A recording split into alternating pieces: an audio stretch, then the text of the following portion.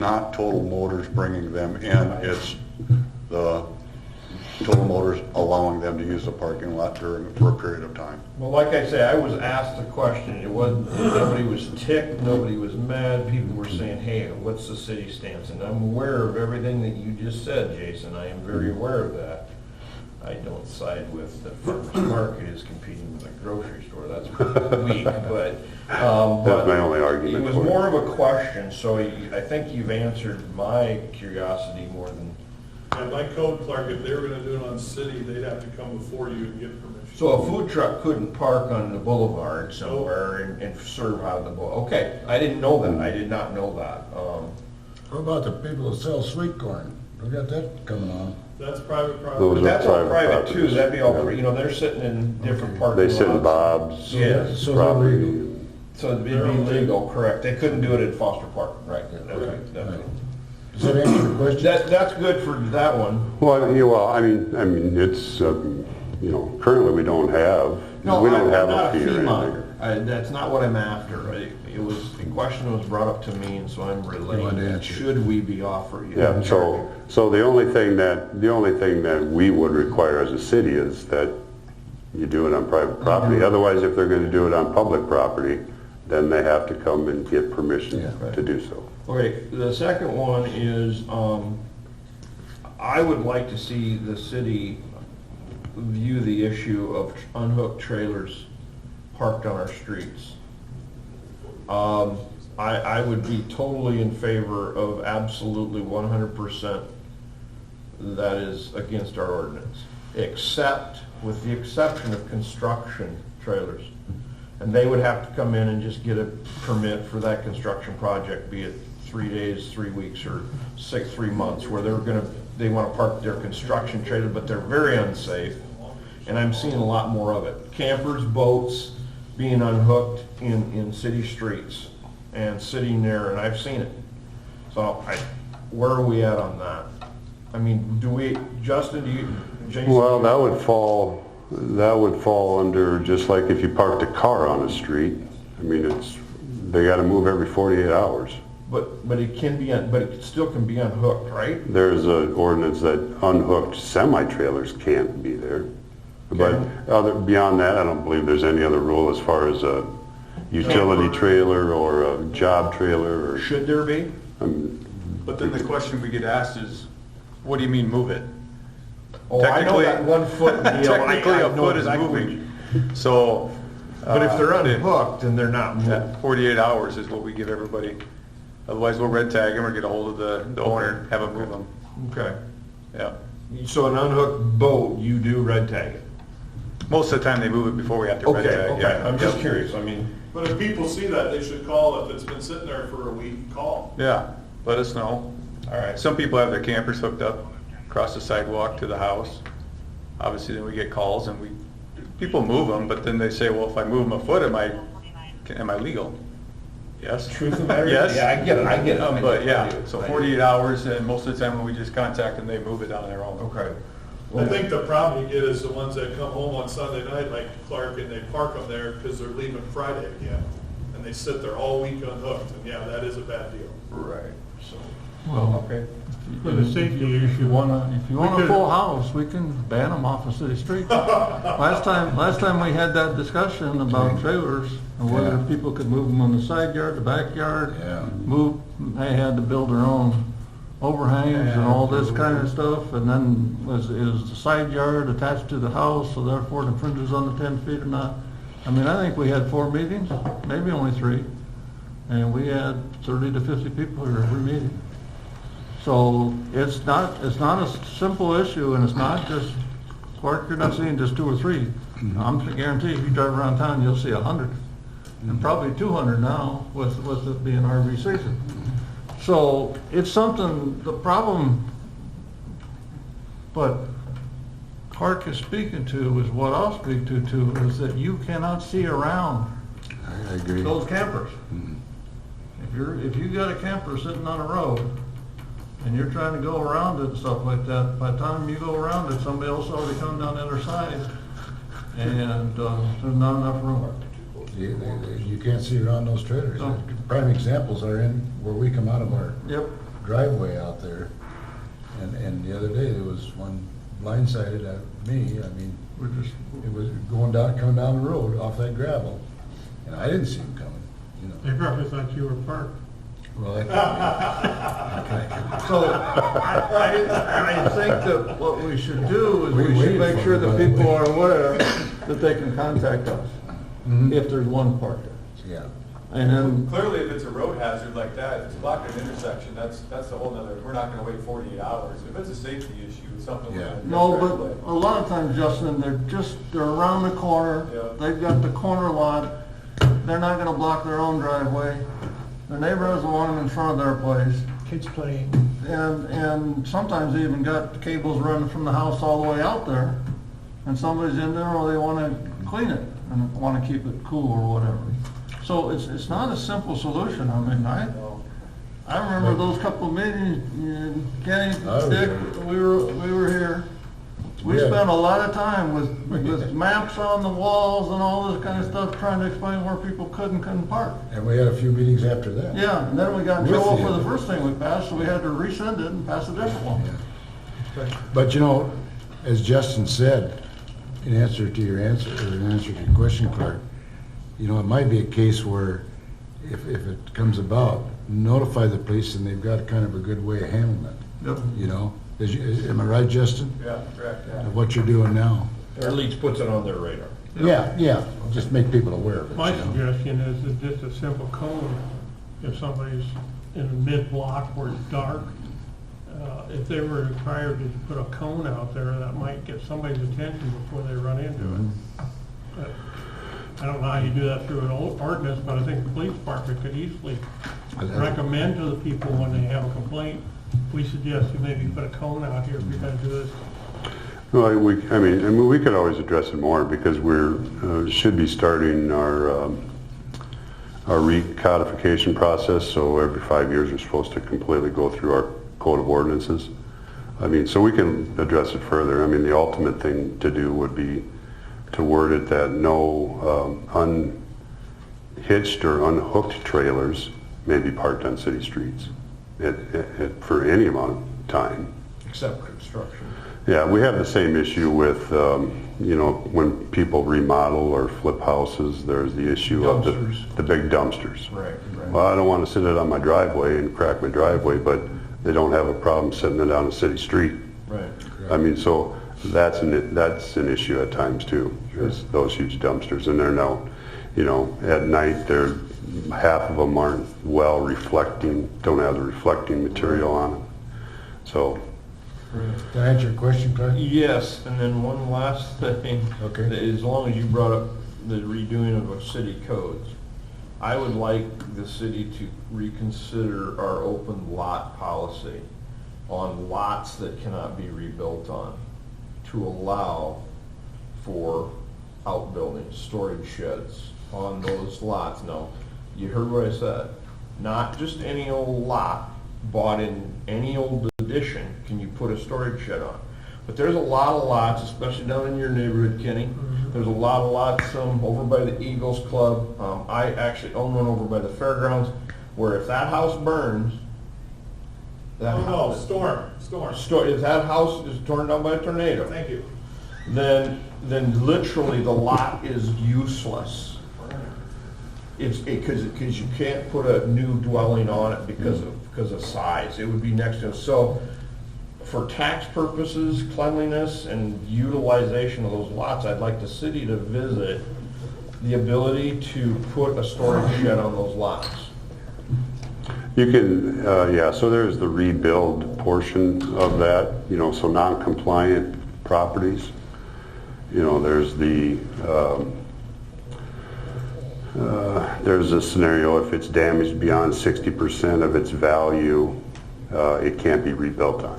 It has to comply to Right. current codes. But we can't put a garage on a single. Correct, because we also have, you can't have an accessory building on a residential lot without there being a house there. That's what I'm talking about, that one right Yeah, there. so, I mean, yeah, so there's that. I would like to visit that.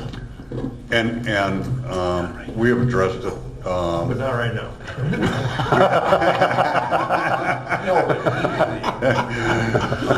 We have addressed that issue at least twice since I've been in this position at code enforcement, where you can rebuild if it is approved by Board of Zoning Adjustments. Okay. So there is that provision, so even if the property is non-conforming, you wish to rebuild your home or that house structure that was damaged, you had to demolish it, you take it in front of Board of Zoning Adjustments, and they do have the authority to grant you permission to rebuild that home. Now, you still need to follow within the guideline setbacks unless Board of Zoning Adjustment says, no, you can encroach further into it or whatever, so. It's probably better dealt with in a variance code enforcement Scenario. scenario than it is a codification of a whole new ordinance. Okay. People just need to be aware that that option is there. Right. A case-by-case basis is probably better than a blanket policy. Yeah. Would be my suggestion. Okay. Good idea. That's fine. Did that answer your question, Clark? Rex? So we got a couple of quick items. One is that gravel alleys. I would like everybody in the city to notify some of those bad alleys right now. It's a perfect time of year to put down some gravel. I've been looking at alleys when I drive, not necessarily driving alleys, but there's a half a dozen that are in pretty poor shape.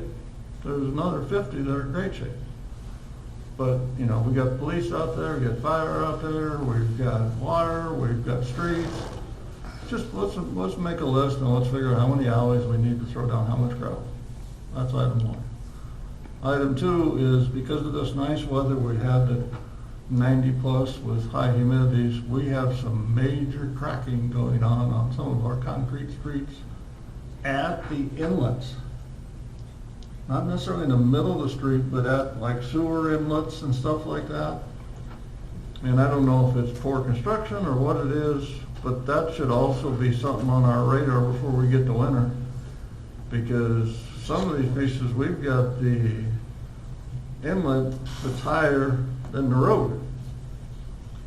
And that ain't gonna work for snow removal. So, again, everybody got their eyes and ears open. We've got, 50 plus employees. We've got a couple thousand citizens that like to do things that watch us on television.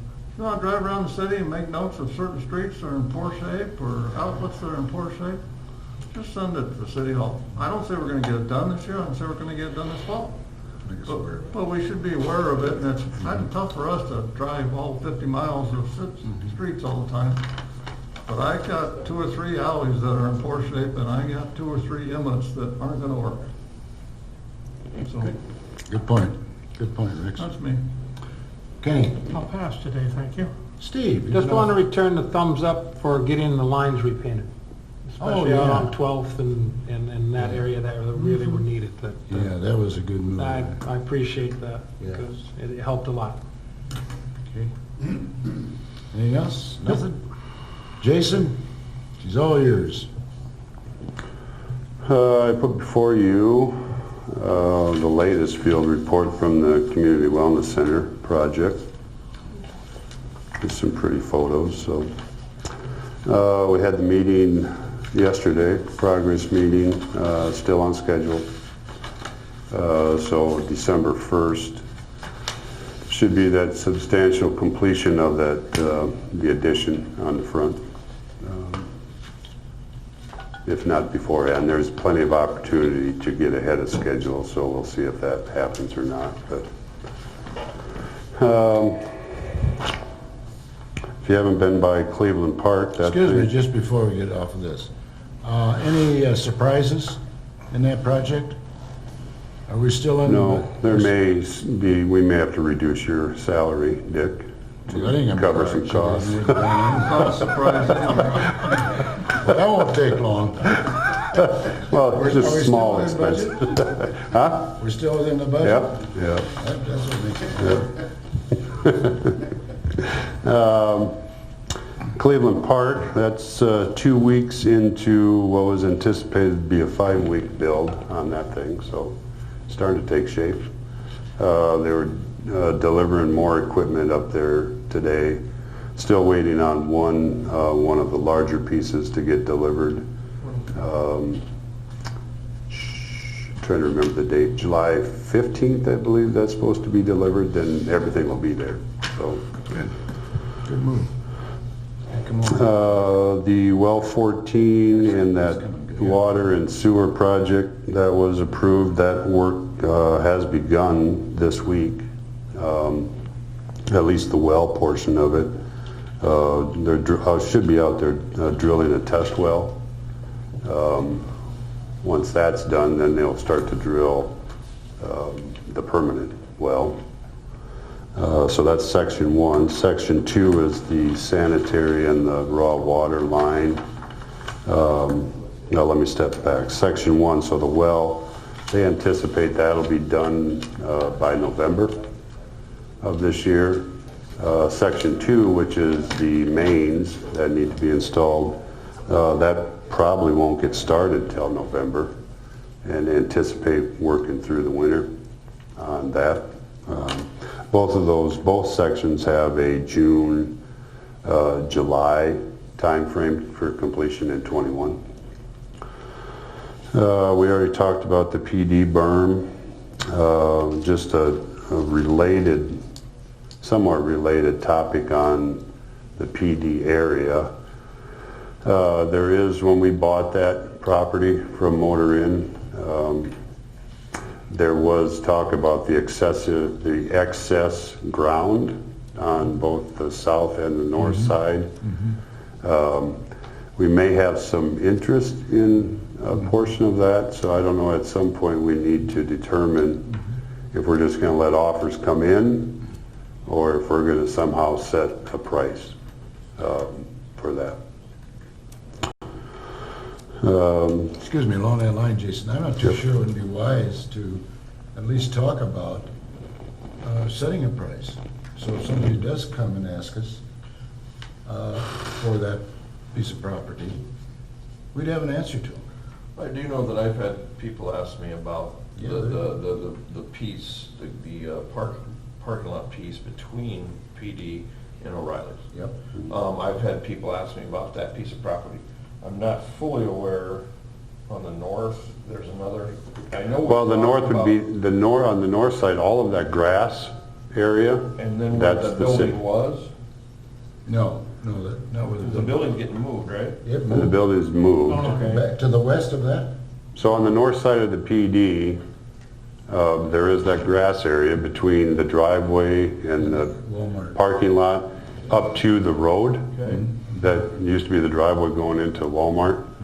All that grass area is the city's also. Rather than set a price, why don't we just make people aware that we would entertain offers and see and say, if it's what we're thinking, I don't see any big reason to put some price tag on it. Well, I don't say that. but No, I'm, If somebody comes, and we've had it, right, somebody says, what do you want for that? right.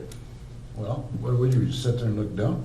Or just Here's make an an offer. example there you go, make an offer, because Yeah. you have all that concrete in there. Well, some people might want that concrete, others might want it ripped out, so the offers could Well, that's vary okay. quite a bit. Just make them aware That's a that good point. it's for sale. Yeah, right now we have no signage out there. No, we don't. You gotta remember also one thing, that's in the floodplain zone. Yeah, Part of it so, would be. yeah, it's minimal, maybe 100, I'm trying to think.